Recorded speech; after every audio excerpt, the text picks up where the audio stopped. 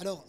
la première remarque que je ferai, c'est que la franchise est peu réglementée, ce qui est une très bonne chose, puisque le législateur français n'a pas eu la mauvaise idée de vouloir structurer trop le contrat lui-même et imposer des normes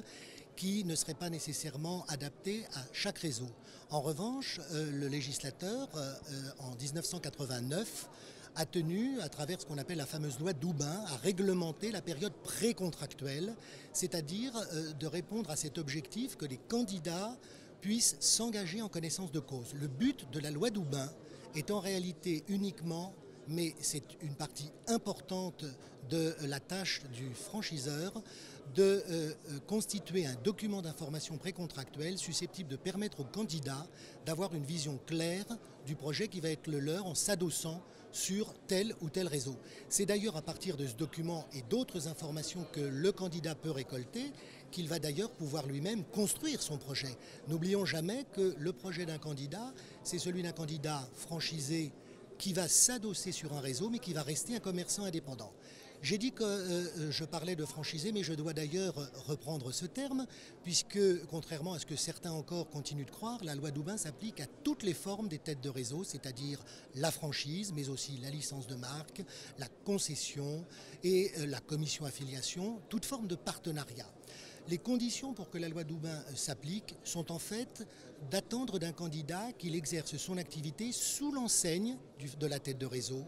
et dans une relation d'exclusivité ou de quasi-exclusivité. Lorsque ces conditions sont réunies, et on la trouve non seulement dans la franchise d'IGES, mais aussi dans la licence de marque ou d'autres formes de partenariat, on se doit de délivrer cette information.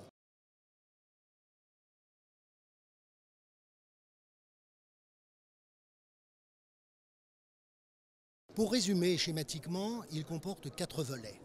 On va d'abord avoir toute une partie qui présente la tête de réseau elle-même, la société franchiseur, qui va présenter l'évolution de la société franchiseur, qui va présenter les droits sur la marque, qui va parler également de l'historique du dirigeant de la société franchiseur, tout ce qui encore une fois est relatif à la société tête de réseau.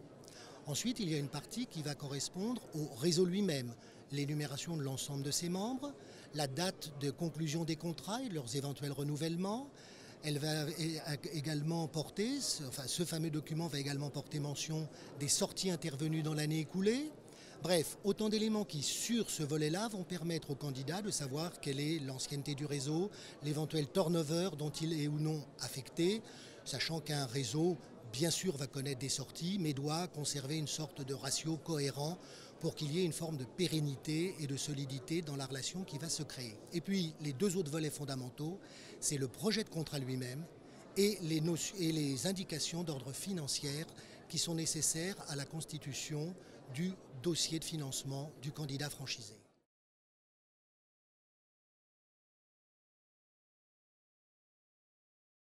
Alors, la première des choses, c'est qu'un candidat franchisé ou licencié ou un partenaire futur d'un réseau qui ne se verrait pas remettre